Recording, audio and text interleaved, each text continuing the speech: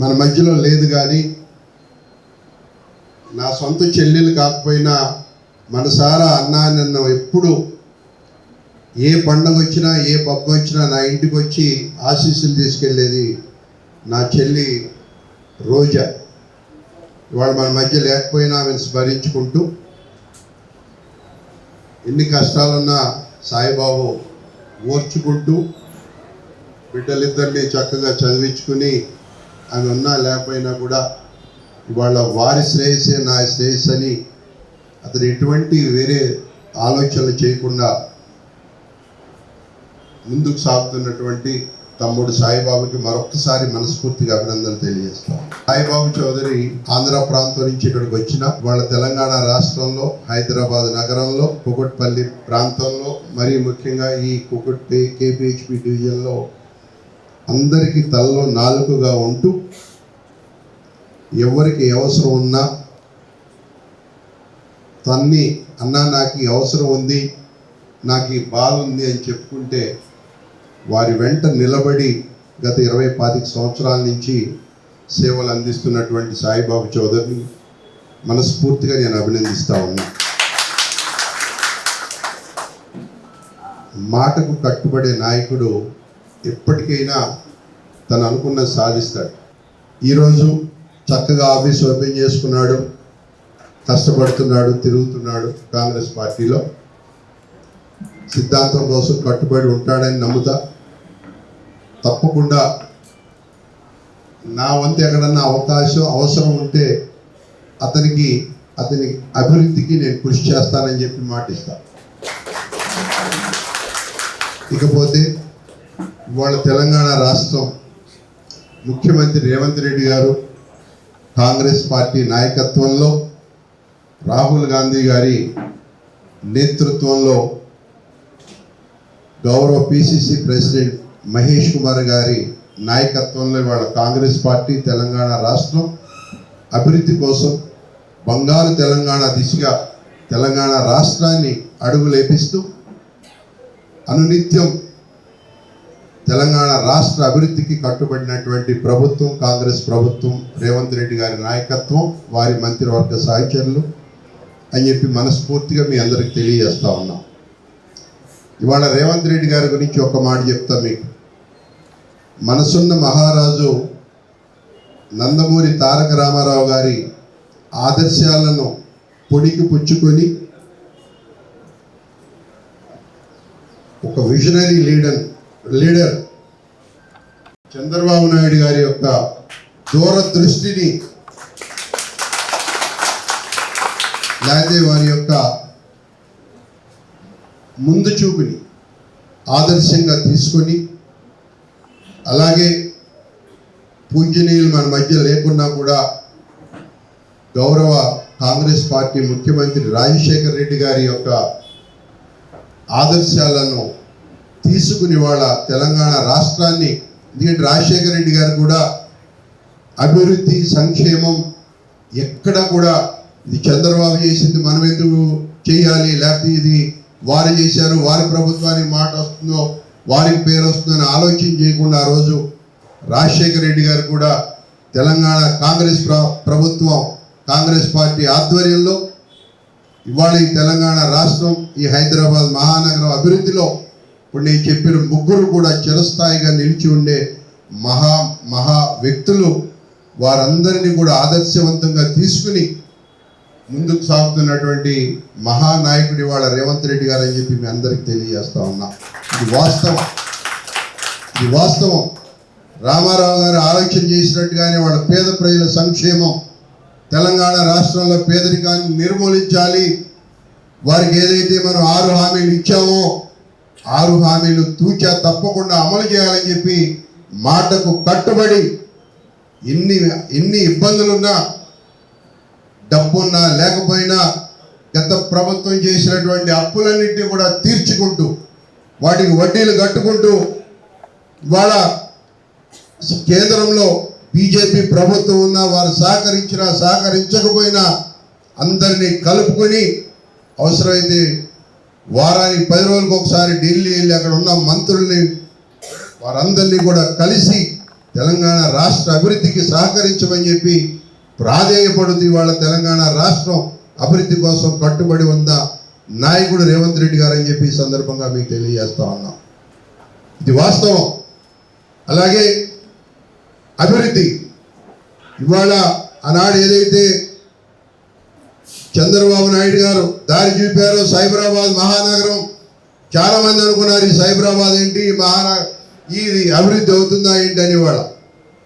ఇవాళ హైదరాబాద్లో అత్యున్నతమైనటువంటి రెవెన్యూ ఉన్నటువంటి ప్రాంతం కార్పొరేషన్ కూడా సైబరాబాద్ మున్సిపల్ కార్పొరేషన్ అని చెప్పి మీ అందరికీ తెలియజేస్తా ఉన్నా. ఎందుకంటే ఆ రోజు ఆయన వేసిన బాటలు ఇవాళ ఐటీ సెక్టార్లో కానీ, ఇటువంటి కాలేజీలు కానీ, ఐఎస్బి కానీ మహా గొప్ప అవకాశాలు ఉన్నటువంటి ప్రాంతం ఇవాళ సైబరాబాద్ మున్సిపల్ కార్పొరేషన్. వారికి గుర్తుగానే ఈ పేరు ఏర్పాటైందని కూడా మీ అందరికి తెలియజేస్తా ఉన్నా, నాకు తెలుసు. కాబట్టి ఇవాళ రేవంత్ రెడ్డి గారు 4th సిటీ హైదరాబాదు ప్రపంచ నగరంలో నిలవాలంటే, ప్రపంచంలో ఉన్న అగ్ర రాష్ట్రాలు, అగ్రగామి ప్రాంతాల పక్కన హైదరాబాద్ నిలబెట్టాలంటే హైదరాబాద్ 4 పక్కలకి విస్తరించాలి. ఏదో ఒక వెస్ట్ సిటీ కాదు, ఇది 4 పక్కల ఇటు తూర్పు. మరి కాంగ్రెస్ ప్రభుత్వం నుంచి అనేకమైన కోట్ల ఫండ్స్ తీసుకొచ్చి ఈ ప్రాంతాన్ని అభివృద్ధి చేయడానికి కాంగ్రెస్ పార్టీ కట్టుబడి ఉందని మా వంతుగా ఈ స్టేజ్ ముందున్న కాంగ్రెస్ పార్టీ ప్రతి కుటుంబ సభ్యుడు కూడా మేము ప్రయత్నం చేస్తున్నామని చెప్పి కూడా ఈ సందర్భంగా మీ అందరికీ తెలియజేస్తా ఉన్నా. అందులో మంచుతునగా మీకు 1-2 విషయాలు చెప్తా. ఇవాళ హైడ్రాని స్థాపించి హైడ్రా కమిషనర్గా రంగనాథ్ గారిని ఏర్పాటు చేసినప్పుడు హైడ్రా అంటే చాలా మందికి అర్థం కాల. హైడ్రా అంటే పేద ప్రజలు ఇల్లు కూడగొడతామని అనుకున్నారు కొంతమంది పిచ్చి మానవులు.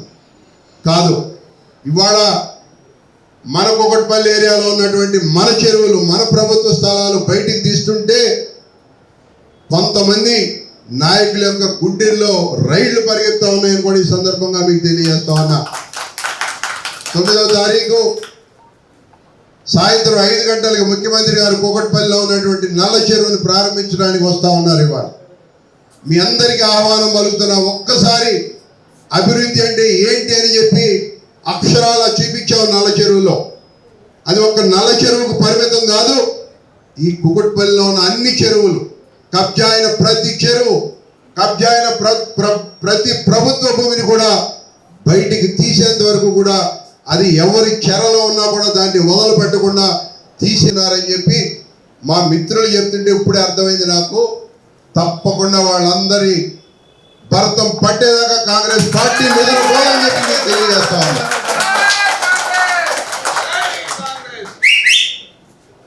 నేనంట శాసనసభలో మెంబర్గా రోజు వేసే రోడ్డు, రోజు వేసే డ్రైనేజ్, రోజు వచ్చే కరెంటు, రోజు వచ్చే నీళ్లు లోకల్ ఉన్న మున్సిపాలిటీ ఆఫీసర్స్ లేకపోతే లోకల్లో ఉన్న కార్పొరేటర్లో బాధ్యత తీసుకుంటారు.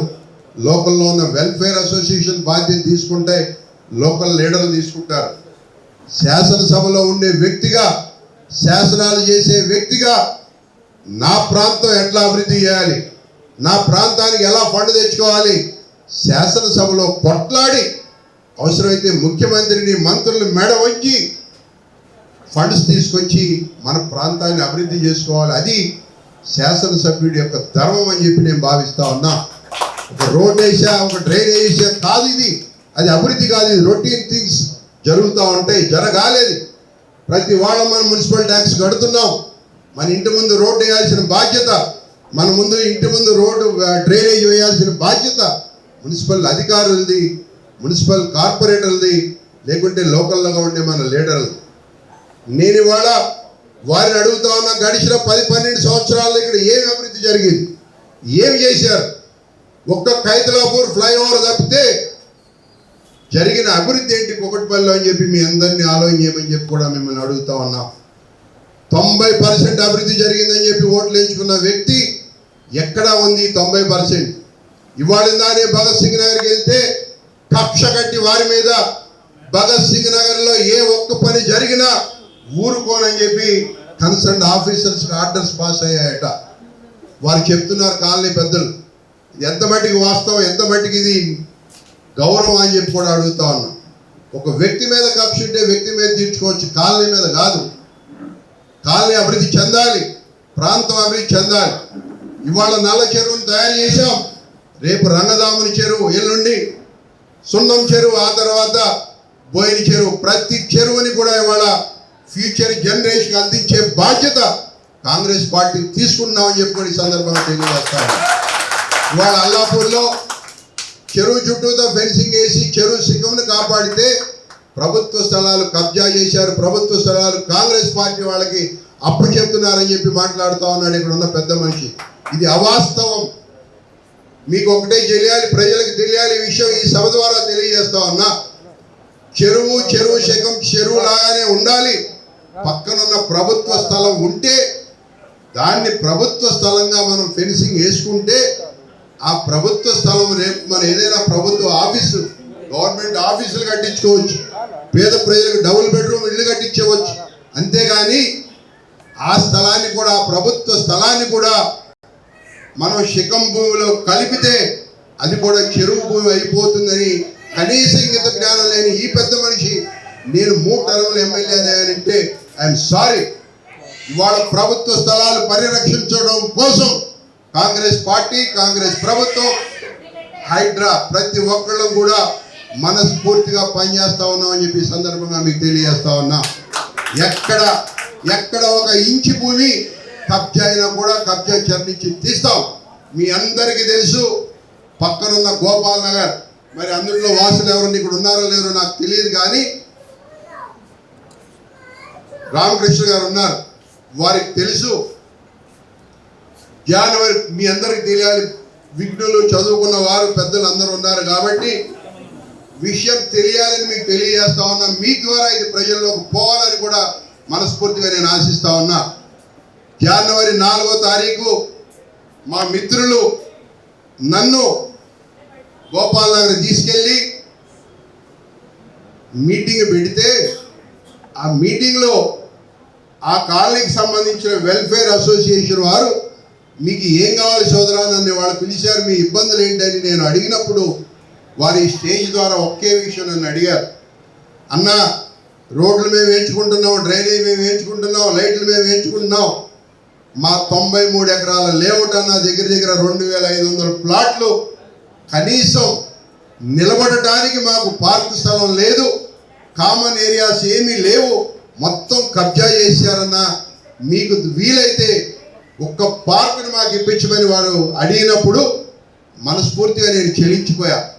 అప్పుడే చెప్పారు వాళ్ళు, నేను నుంచున్న ఆ రోజు నుంచున్న మీటింగ్ కూడా ఎవరో ఒక ప్లాట్లో, ఆ ప్లాట్ వాళ్ళ దగ్గర పర్మిషన్ తీసుకుని అందులో ఒక టెంట్ వేసి మీటింగ్ పెట్టిన పరిస్థితి. కనీసం కాలనీలో ఒక చిన్న మీటింగ్ పెట్టుకోవడానికి కూడా ఖాళీ జాగా లేని పరిస్థితి గోపాల్ నగర్. మనస్ఫూర్తిగా చెప్తున్నా, మధ్యలో 3 రోజులు పండగ వచ్చింది, సంక్రాంతి పండగ, భోగి, సంక్రాంతి, కనుమ. ఆ 3 రోజులు తీసేస్తే 17 రోజుల్లో 23వ తారీఖు కల్లా పార్కు ఓపెన్ చేసి హైడ్రా వారి సహకారంతో 3300 గజాల పార్కుకి అదే రోజు పార్కులో ఉన్న మొత్తం కబ్జాలన్నీ పక్కకు దించి చుట్టూ ఫెన్సింగ్ వేయించి అదే రోజు కొంతమంది మా కాంగ్రెస్ పెద్దల సహాయంతో జాగింగ్ ట్రాక్, వాకింగ్ ట్రాక్ ఏర్పాటు చేసి పార్కులో కూర్చోడానికి బల్లలు ఏర్పాటు చేసిన ఘనత కాంగ్రెస్ పార్టీ అని చెప్పి సభాముఖంగా మీ అందరూ తెలియజేస్తా ఉన్నా. ఇది వాస్తవం. నాయకుడు తలుసుకుంటే, నాయకుడు నిష్పక్షపాతంగా వ్యవహారం చేస్తే ఏ పని చేయటమైనా సాధ్యం అని చెప్పి ఇది మాకు రుజువు చేసిన సంఘటన. ఏ మాత్రం లాలూచి పడి ఉన్నా కూడా ఆ పార్క్ ఆ రోజు ఓపెన్ అయ్యేది కాదు. ఆ పార్క్లో కూడా అందరూ ప్లాట్లు కొనేసుకున్నారు, ప్లాట్ల వాళ్ళు ఉన్నారు. కానీ వాస్తవంగా అది పార్కుని ఓపెన్ చేసి 23వ తారీఖు సాయంత్రానికి వారికి, అదే జనవరి 23 సాయంత్రం వారికి అప్పచెప్తే మరుసటి రోజు మాకు సన్మానం పెట్టి వాళ్ళు చూపించినటువంటి కృతజ్ఞత భావం ఈ జీవితంలో నేను మర్చిపోలేని కూడా ఈ సందర్భంగా మీకు తెలియదు. ఇది కాంగ్రెస్ పార్టీ. కట్టుబడి ఉన్నాం, నిస్వార్థంగా ప్రజల సేవ కోసం వచ్చాం, ప్రజలకే సేవ చేయడానికి అంకితం అవుతామని చెప్పి ఈ సభా సందర్భంగా మీ అందరికీ తెలియజేస్తా ఉన్నా. రాబోయే రోజుల్లో ఏదైతే ముఖ్యమైన మీ ఇంకొక విషయం, ఏదైతే హైదరాబాద్ మన కూకట్పల్లిలో పెద్ద సమస్య వాళ్ళ ట్రాఫిక్ సమస్య మీద ముఖ్యమంత్రి గారిని అనేక సందర్భాల్లో నేను కలిసినప్పుడల్లా, అన్న నాకు జేఎన్టీ దగ్గర ఒక ఫ్లైఓవర్ ఇవ్వండి, మూసాపేట వై జంక్షన్లో ఒక ఫ్లైఓవర్ ఇవ్వండి, అవసరమైతే మా జేఎన్టీ నుంచి సైబరాబాద్ మన హైటెక్ సిటీ వరకు ఒక మెట్రో రైలు ఇవ్వండి, లేదా లైట్ రైలు ఇవ్వండి అని చెప్పి మనస్ఫూర్తిగా వారికి కనపడినప్పుడల్లా నేను ప్రాధాన్యపడతా ఉన్నా. అందులో భాగంగా 180 కోట్ల ఖర్చుతో మన Moosapet Y junction flyover already start అయింది, శాంక్షన్ అయింది, పని స్టార్ట్ అయింది ఆల్రెడీ. ఇది 2 సంవత్సరాల్లో మేము చేసిన achievement. Yes, we proud very feel, చాలా గొప్పగా ఫీల్ అవుతా ఉన్నాం.